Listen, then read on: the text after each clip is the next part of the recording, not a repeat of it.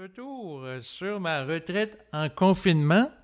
Donc, il y a quelques jours, j'avais fait une vidéo sur ma chaîne de YouTube dans laquelle j'annonçais que j'allais tirer profit de la période présente de confinement pour vivre une retraite pendant la fête de semaine de Pâques, composée de plusieurs jours.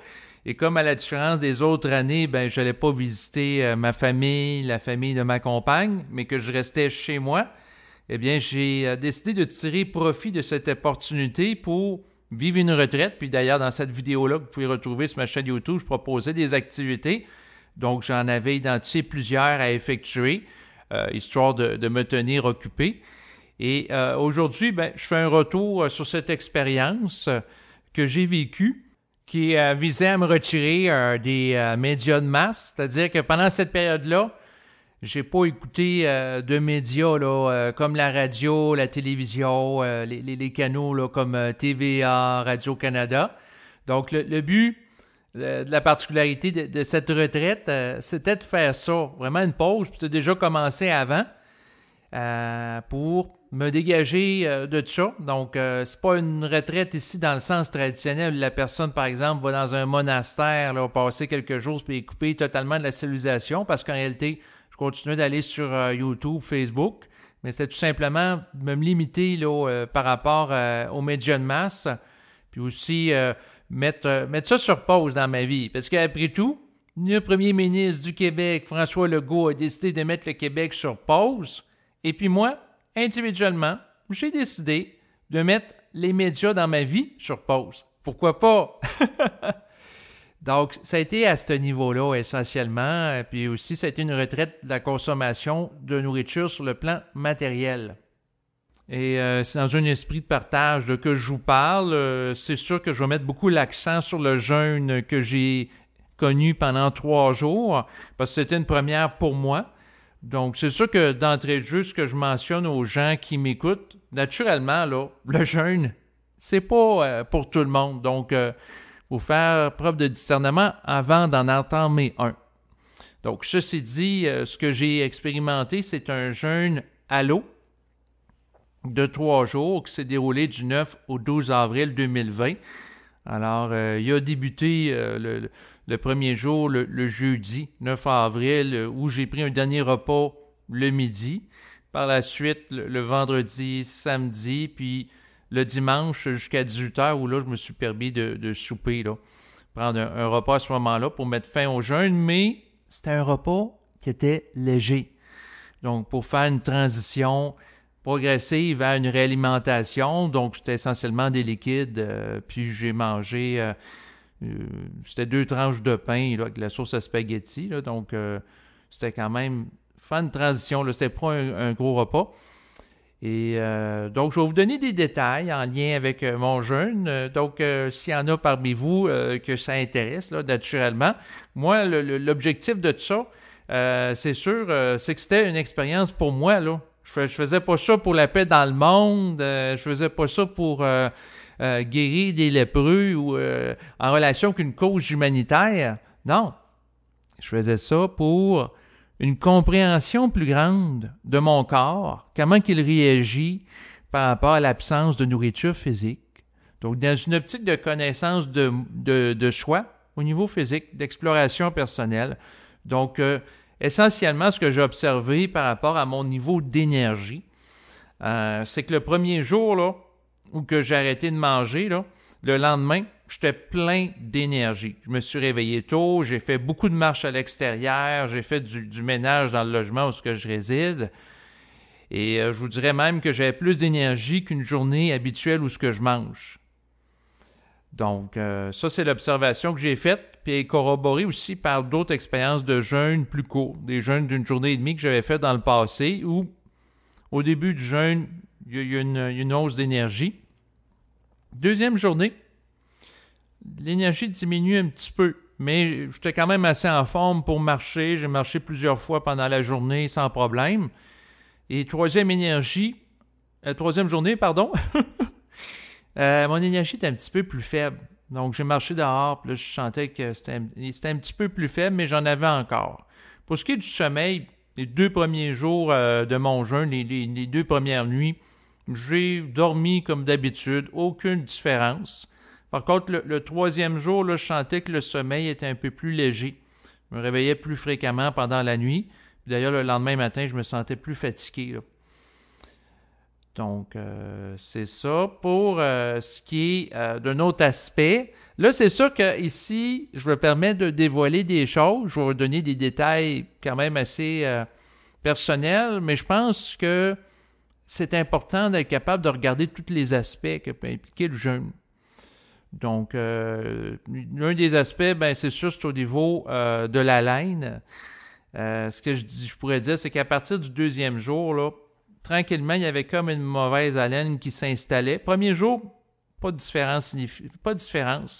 2e jour, un petit peu plus, on sentait, ben, dans le fond, moi, j'étais tout seul. Ma compagne n'était pas là, parce qu'on ne vit pas ensemble, donc elle était confinée chez elle, fait qu'elle ne pouvait pas en souffrir, là. Mais légèrement, là, la distinction que je voyais au niveau de la laine, c'est que il y a comme un goût qui me revenait en bouche, comme s'il y avait des gaz d'intestin qui remontaient dans la bouche, mais un petit peu, là, pas autant que si, par exemple, j'aurais vomi et il y aurait eu des éléments de l'estomac qui auraient été régurgités par ma bouche, puis ma bouche aurait été imprégnée de ça, là. C'est pas tout à fait comme des sucs gastriques venant de l'estomac qui auraient sorti de la bouche, pas autant, mais quand même un petit peu. Même chose pour la 3e journée. Pour ce qui est de l'urine, ben, c'est sûr qu'elle devient plus transparente au fil de jours. Étant un jeûne à l'eau, ben, progressivement, l'urine devenait transparente comme de l'eau. Donc, c'est sûr que c'est bien parce que ça permet de nettoyer les reins.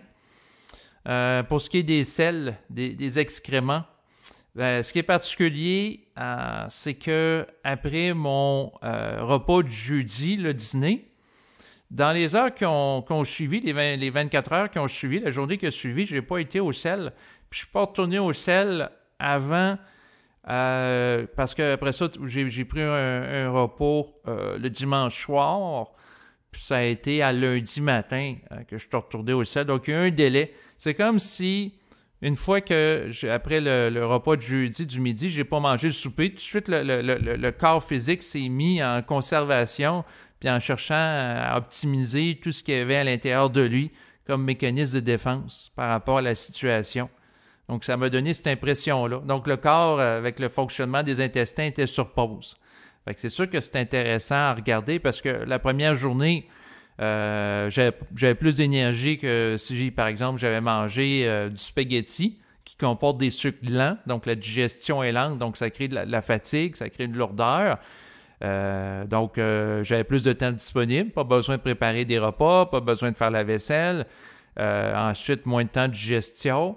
Ensuite, ça me demande moins de temps pour aller déféquer la nourriture absorbée. Fait que vous voyez, quand on mange pas, ben, on économise beaucoup de temps. Donc, ça, c'est des constatations que je fais.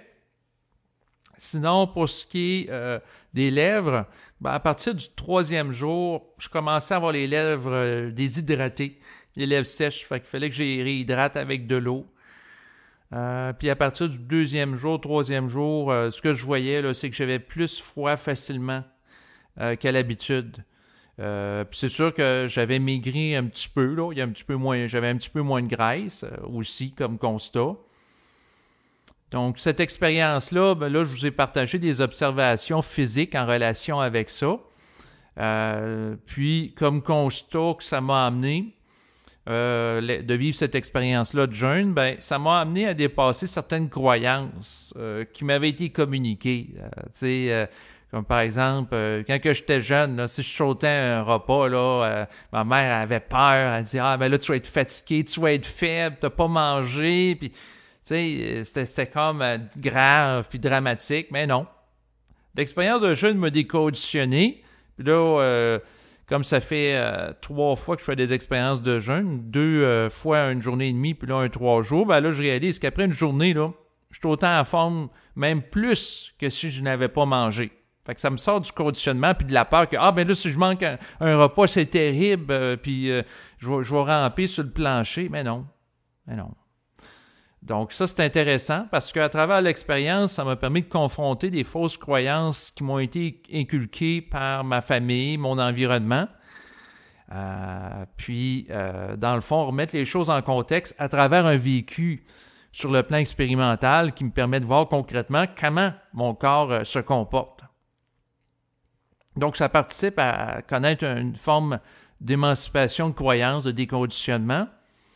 Et puis, c'est sûr que par rapport aux jeûnes que j'ai fait, étant donné que je vis seul en logement, ce que j'ai fait, c'est que je me suis dit, bon, mon objectif, c'est faire 3 jours de jeûne. Si à un moment donné, je me sens faible et qu'il faut que je mange absolument, ben, je me suis mis de la nourriture prête. J'avais même fait une grosse épicerie avant entamer le jeûne à proprement dit, au début du jeudi après-midi, pour faire face à la situation. Puis aussi avoir du jus là, pour m'hydrater, du jus sucré pour faire la transition alimentaire. Donc, je m'étais dans une situation où mon réfrigérateur était rempli de nourriture, mais il fallait que j'aie la volonté de ne pas manger. Puis, c'est sûr que pendant la période de jeûne, à certains moments donnés, il venait en tête l'idée de manger.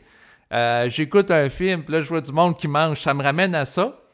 Donc, ça demande une volonté de persévérer dans un mouvement. Donc, au niveau de l'ego. C'est ce que j'ai expérimenté. Et puis, c'est sûr que sinon, par rapport à l'expérience, ben tout le long, je vous dirais que ça n'a pas eu d'impact sur mon fonctionnement cognitif, mon fonctionnement intellectuel, dans le sens que à chacune des journées du jeûne, j'ai fait des entrevues avec des gens. Vendredi, j'ai fait une entrevue avec Mona. Samedi, avec Isabelle. D'ailleurs, avec elle, je vais la mettre éventuellement en ligne. J'aborde le concept de colère créative. Mais ça va être un enregistrement que j'en dis pas plus là-dessus pour l'instant. C'est un enregistrement que je vais mettre dans le fond en vente, mais il y aura un extrait promotionnel pour le public. Donc, ça vise à être une étude privée pour les gens qui sont vraiment concernés par la conscience supramentale. C'est un enregistrement qui s'adresse aux initiés. Donc, des gens qui sont initiés par la vibration de leur esprit à apporter des changements dans leur vie. Donc, ça s'adresse à un public restreint parce qu'il faut que les gens comprennent, c'est qu'il y a des trucs que je fais pour le public en général. Donc, puis c'est correct aussi que ça soit comme ça, qui me permet de me faire connaître. Mais il y en a d'autres qui visent à aller plus loin dans certains contenus. Et c'est sûr que de parler de colère créative... de parler de ça à quelqu'un sur le bord de la rue, peut-être ça peut être mal interprété ou ne comprendra pas ce que je veux en venir avec ça. Donc, c'est pour ça que je garde ça pour un public un peu plus restreint. Et pour ce qui est de dimanche, j'ai fait un entretien en compagnie d'Annick. D'ailleurs, je l'ai mis en ligne récemment. Et par la suite, en faisant ces entretiens-là à chaque jour, donc des entrevues, ça demande de la concentration, ça demande une capacité de parler, de communiquer. Donc, en m'ayant cédulé des rendez-vous pendant cette période-là de retraite, c'était pas une retraite fermée, hein. C'était une retraite qui était ouverte sur les gens. J'étais en contact avec plein de personnes sur Internet, mais c'était fermé dans le sens que il n'y a pas personne qui est rentré chez moi, là. Donc, c'était dans ce sens-là. Et puis, pendant cette période-là, en ayant des activités au niveau intellectuel avec des gens, qui implique des capacités intellectuelles. C'est sûr que je peux parler du supramental puis canaliser, mais ça passe quand même par mon intellect pour traduire la vibration. Donc, il fallait que je sois quand même alerte sur le plan cognitif, fonctionnel.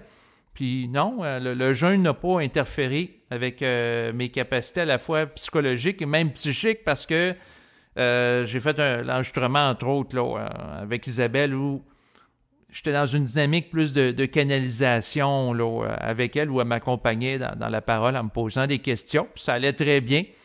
Donc, par rapport à ça, ça me confirme que le jeûne n'interfère pas, entre autres, avec ma capacité à canaliser l'esprit et faire usage aussi de mes capacités cognitives. Et la beauté du jeûne, ce que je peux vous dire, c'est que ça donne plus de temps de disponible. Parce que, comme je le mentionnais tantôt, notre vie est beaucoup tournée vers l'alimentation. À un moment donné, pendant le jeûne, je discutais avec ma mère au téléphone, puis elle me dit, ben là, il faut que j'interrompe la conversation, il faut que j'aille manger. Puis là, elle voyait que je continuais à parler, puis elle dit, toi, tu manges pas? Ben là, j'ai comme dit, c'est quoi? Je réponds pas à la question, quelque chose comme ça, parce que dans le fond, je ne vais pas nécessairement parler du jeûne, parce que bon, elle n'est pas concernée par ça. Mais tu sais, j'aurais pu continuer à parler. Bon, elle, c'est sûr, je l'ai laissé aller manger. Mais c'est drôle parce que ça m'amène dans une conscience où, pendant la période du jeûne, j'étais un petit peu comme une entité désincarnée du plan physique, en parallèle avec la réalité, où je vis en fonction de paramètres différents, dans le sens que je peux discuter avec quelqu'un pendant la matinée, la personne doit interrompre la conversation en disant « Ah, là, il faut que j'y aille, là, il est rendu midi, il faut que j'aille manger. » Puis moi, je peux rester en stand-by, la personne finit de manger, on en reprend la conversation ensuite en début d'après-midi où on était rendu.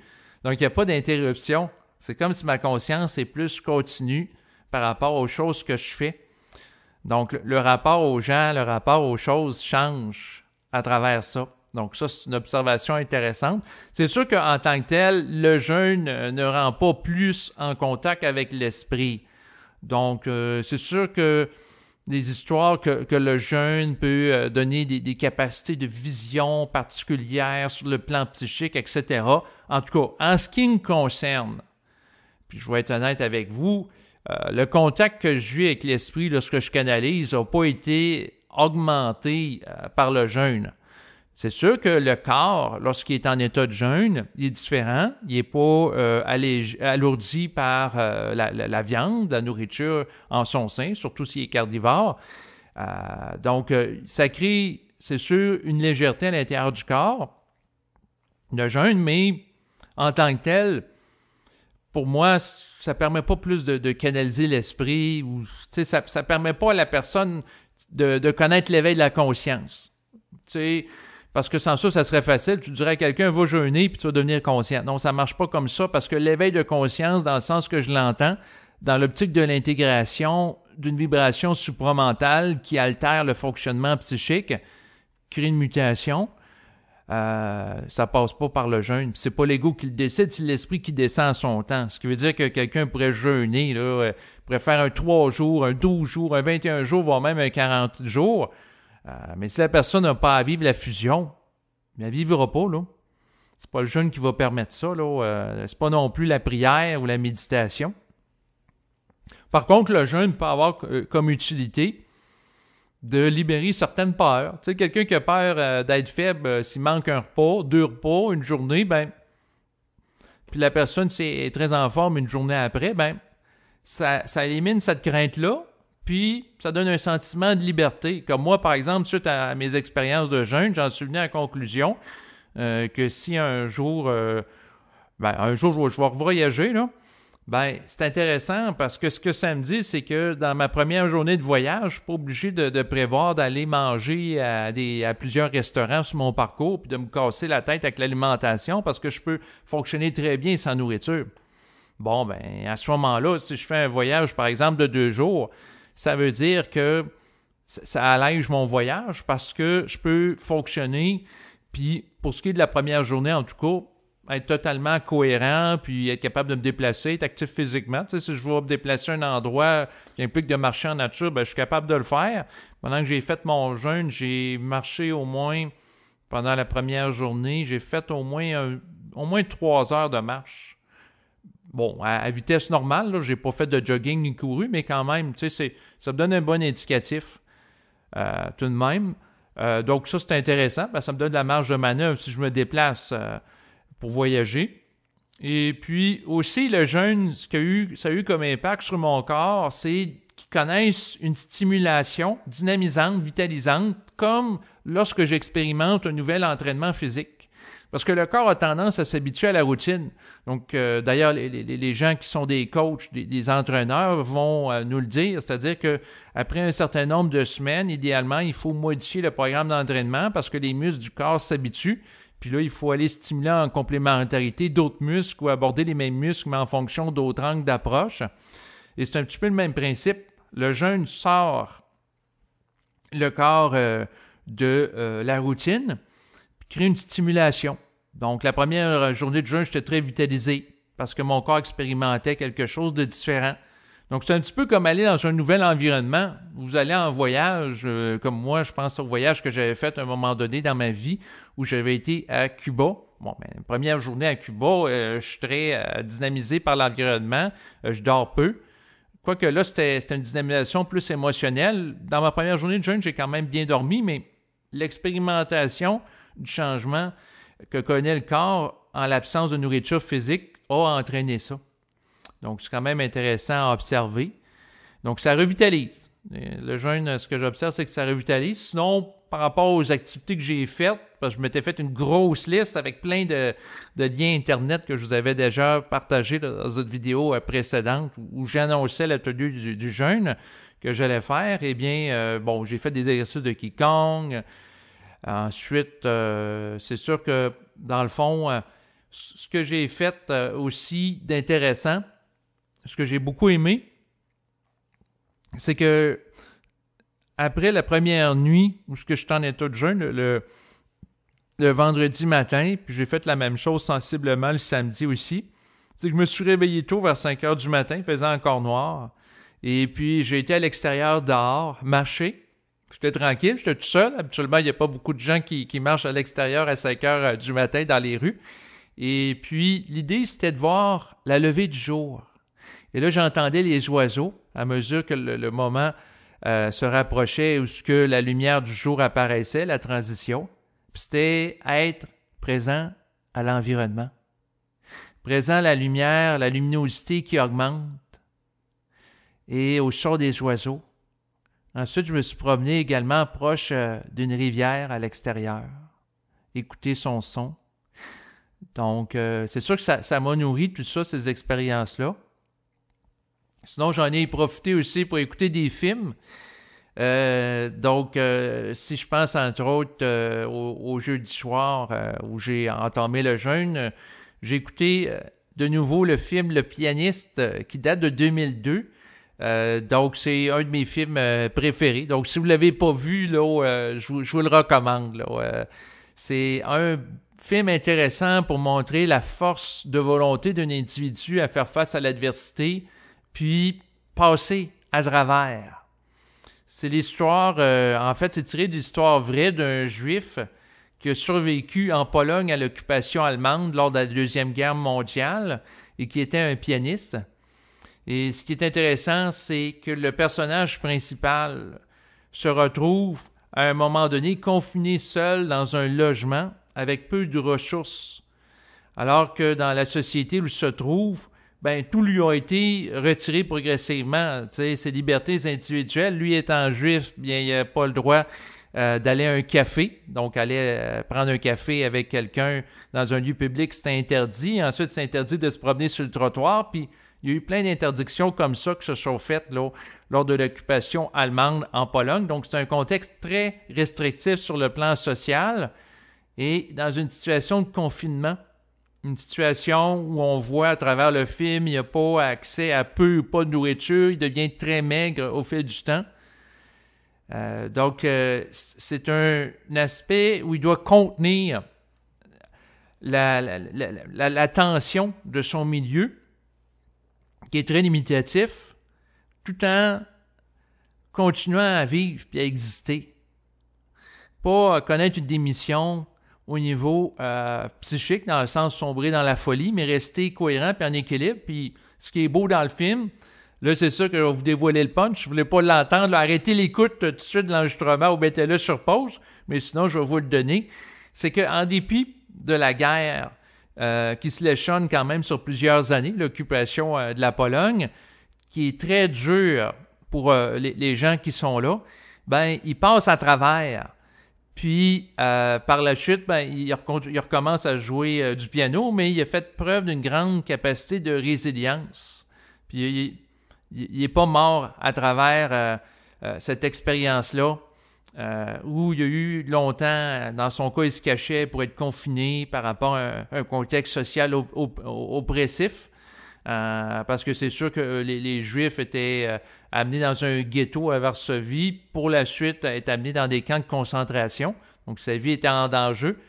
Puis c'est ça, c'est un contexte intéressant, sous tension. Et puis c'est sûr que moi, je trouve que sa capacité de résilience est admirable. Donc c'est sûr que j'ai pas vécu quelque chose comme lui, mais dans le fond, son esprit d'être capable de faire face à une situation de restriction, je trouve ça intéressant. Et puis j'ai écouté ça au moment d'entamer le jeûne où je m'exposais d'une manière volontaire à un contexte de restriction alimentaire, dans un contexte social restrictif. Il n'est plus possible de se réunir à Pâques en famille. C'est vraiment pas comparable, là, c'est sûr, à l'Allemagne nazie, on s'entend, là. Mais c'est quand même, pour le Québec, on connaît présentement un contexte restrictif jamais vu, en tout cas à ma connaissance de mon vivant dans l'histoire, là, qu'il y a autant de mesures restreignant sur le plan social en raison de la crise du coronavirus. Sinon, j'ai profité aussi de l'écoute du film, en fait, de série de films, The Hunger Games, que je trouve extrêmement intéressant. J'avais acheté il y a quelques années le coffret. C'est tous des films qui durent environ 2h30 chacun, donc ça m'a occupé d'écouter ça. Et ce qui est intéressant, c'est de voir tous les enjeux politiques derrière la série de films. Puis l'importance aussi de ne pas croire les autorités, puis aussi ceux qui se présentent comme étant les rebelles pour amener des solutions.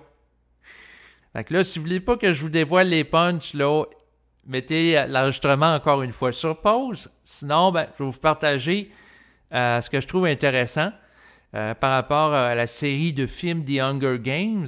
C'est, l'histoire du film. Si je fais une brève lecture du synopsis qu'on peut retrouver là, sur le site de Wikipédia, c'est que dans le film, il y a une dictature avec le Capitole qui a décidé d'organiser chaque année un jeu télévisé, les Hunger Games. Pour contrôler le peuple par la peur, les 24 participants au jeu qu'on nomme les tribus sont recrutés en tirant au sort 2 adolescents, une fille et un garçon, tous deux âgés de 12 à 18 ans, dans chacun des 12 districts de Panem.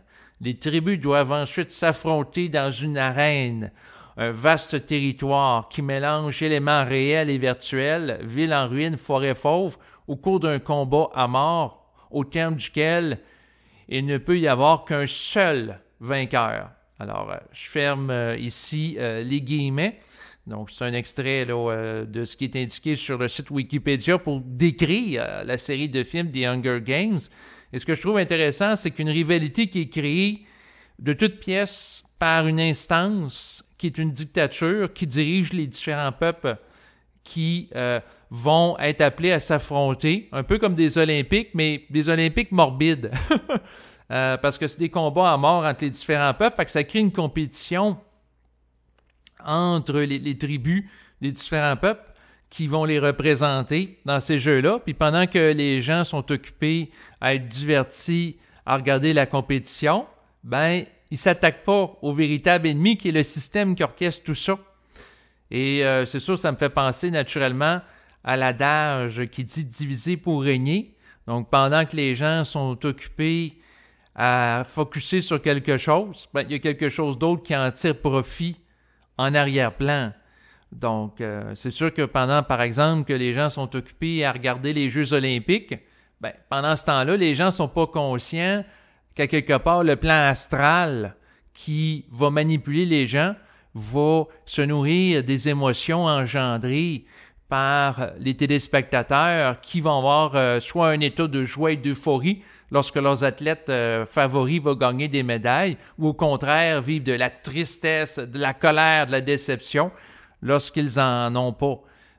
Donc, parce que les peuples vont s'identifier à certains athlètes qui ont une mémoire collective, ce qui fait en sorte qu'ils vont donner le pouvoir aux athlètes auxquels ils donnent de l'importance de ressentir de la joie ou de la tristesse en fonction de leur affiliation psychique. Et puis pendant que les gens sécrètent des émotions, c'est bon pour le système astral qui peut tirer profit de cette compétition-là entre les peuples. Mais si tous les gens de tous les peuples ou tous les individus, au lieu d'être dans un état de compétition, pouvaient contester l'astral pour connaître une émancipation psychique, pour mettre fin à ce parasitage énergétique qui se fait d'une manière subtile, ben à ce moment-là, le système astral s'écroulerait. Et le système qui amène, par exemple, des dictatures sociales où les gens renoncent à leur liberté au nom de la sécurité, puis d'accepter des mesures extrêmement contraignantes socialement, n'aurait pas lieu. Parce que le système astral est maintenu et entretenu par rapport au fait que les gens vibrent à la peur. Et l'un des buts dans la télésérie des Hunger Games, c'est de créer puis d'orchestrer une peur par le système pour faire en sorte que les plus forts des différents peuples soient mis en échec les uns par rapport aux autres, mais il y en a un qui survit, mais les autres sont éliminés. Donc, pour faire voir aux gens qu'à quelque part, si les autres sont éliminés, ben, à quelque part, sont faibles, etc. Donc, ils peuvent rien contre le système, puis ils subissent le système. Donc, il y a tout un engrenage là-dedans qui est intéressant. Mais ce qui est encore plus intéressant, c'est qu'au fil des films, bien tranquillement, il y a une rébellion qui se fait par rapport à ça, puis souvent, on va s'imaginer, parce que le cinéma, au fil du temps, a véhiculé des rôles très clivés. Hein. C'est quoi les méchants, puis c'est quoi les bons. Donc là, au début du film, on a l'impression que les méchants, c'est ceux qui gèrent le Capitole, puis les bons, ben, c'est la rébellion, les gens qui s'y opposent. Puis là, au fil des films, on se rend compte de certaines nuances qui s'opèrent, dans le sens que les rebelles qui veulent mettre fin au système de la dictature du Capitole, qui gère les différents peuples, veulent faire cela en disant aux gens, pour qu'ils adhèrent à leur cause, que c'est au nom de la démocratie. C'est pour mettre en place une démocratie qui va remplacer la dictature, pour véhiculer l'espoir aux citoyens qu'en adhérant à leur régime, en les soutenant, ben, ils vont améliorer leur sort. Mais le punch, là, je vous avertis tantôt, là, c'est qu'il y a une erreur qui est faite. Parce qu'en réalité, au fil des films, on se rend compte que finalement, la personne qui, entre autres, est à la tête de la rébellion a pour ambition de créer une autre dictature. Donc, puis elle manipule les gens à cette fin-là. Donc, de créer une autre dictature qui en remplace une autre. Donc, faire plus de la même chose. Fait que ça, c'est intéressant pour voir comment que le collectif peut être manipulé au nom de l'idéal. Donc, c'est bien, ce film-là, parce que ça amène des nuances. Parce que souvent, il y a les biens, comme je disais, les bons et les mauvais, les rouges sont très clivés, puis ça bouge pas dans l'histoire. Tandis que là, il y a comme un mouvement. On s'imagine que les bons, c'est les rebelles, mais finalement, on se rend compte qu'ils sont peut-être pas si bons que ça. Donc, ça amène des nuances. Fait que ça, je trouve ça génial pour ça. Cette série de films, les Hunger Games, que j'écoute une fois de temps en temps. Parce que ça me stimule de regarder ça pour être capable de faire une lecture politique de qu'est-ce qui se passe. Parce que présentement sur Terre, si on regarde les choses grosso modo, il y a 3 blocs importants. Il y a les États-Unis avec des pays voisins ou alliés traditionnels, si on pense entre autres au Canada. D'ailleurs, il y a un adage qui dit que si les États-Unis toussent, le Canada va avoir la grippe. Eh bien, on est très interreliés. Toute l'économie canadienne, américaine, très interreliée. Donc, nous autres, on appartient ici, les Canadiens, au bloc américain. Ensuite, il y a comme autre bloc, ben, la Russie. Puis certains pays qui sont liés avec la Russie, là, ça peut être des pays qui font du commerce avec la Russie, des partenaires d'affaires, des pays qui ont pu appartenir aussi à l'ancienne URSS. L'ancien bloc de l'Est qui a été dissous là, naturellement après la fin de la guerre froide. Et il y a aussi le bloc de la Chine, puis de certains pays asiatiques alliés à la Chine. Donc, il y a comme 3 gros blocs. Puis c'est sûr que pendant qu'il y ait, par exemple, une guerre économique entre le bloc américain et le bloc chinois, les gens, que ce soit ceux qui sont partisans du bloc américain ou celui chinois, ben ils peuvent s'injurier, s'insulter. Puis, tu sais, on regarde qu'est-ce qui se passe au niveau de la propagande puis la façon que sont présentées les choses. Donc, c'est sûr que si on entend dans les médias Donald Trump dire, en parlant du coronavirus, ce virus chinois. Donc, il y a des gens qui vont dire, ça n'a pas de bon sens, il est raciste de dire ça, que c'est un virus qui est chinois. Il y en a d'autres qui disent non, c'est la réalité, le virus provient de la Chine. Fait que là, il y a des débats qui se font par rapport à ça. Mais pendant que les gens vont faire des débats, puis dans certains cas, être très émotifs, voire hystériques, c'est qui en bénéficie? C'est le plan astral. Donc, pendant que les trois superpuissances, les trois regroupements, les trois blocs jouent du coude entre eux, ben, derrière ça, c'est les entités astrales de haut niveau qui manipulent ces individus-là sur Terre. Quand il y a la crise à l'effet que, la Russie a interféré sur les élections américaines en relation avec l'élection de Donald Trump, ben, il y a des débats, il y a des mouvements qui se font entre les différents groupes, mais pendant ce temps-là, ben, c'est sûr qu'implicitement, tant qu'il y a des gens qui vivent émotivement dans une rivalité en relation avec les différents blocs, ben, c'est l'astral qui en profite, au même titre que dans The Hunger Games. Tant que les gens des différents districts qui composent Panem sont en rivalité, en relation avec la structure mise en place par le Capitole, puis le fait que chaque peuple a des individus qui les représentent aux Hunger Games, ben, les gens sont divertis. D'ailleurs, il y avait un adage qui disait du pain et des jeux. Donc, pendant que les gens focusent sur ces jeux-là, ou les Jeux olympiques, ou peu importe, ils ne s'occupent pas nécessairement de l'essentiel. Les gens ne s'individualisent pas, ne réalisent pas les manipulations qui se font à différents niveaux. Donc, c'est pour ça que je trouve ça intéressant d'écouter The Hunger Games, parce qu'il y a certains liens qu'on peut faire avec la politique internationale, puis de voir aussi est-ce que, par exemple, la solution à l'égard d'un type de régime qui peut être apporté va être meilleur réellement que le régime qui était là autrefois. Parce que dans certains cas, ça peut empirer la situation. Donc, voilà où est-ce que je voulais en venir. Donc, le but de l'enregistrement aujourd'hui, ben, c'était faire le tour, entre autres, de votre expérience de jeûne. J'ai mis beaucoup l'emphase là en début d'enregistrement sur ce sujet. Et puis bon, après ça, je vais amener quelques considérations avec des films que j'ai visionnés. Et en terminant, je vous dis salut, à bientôt.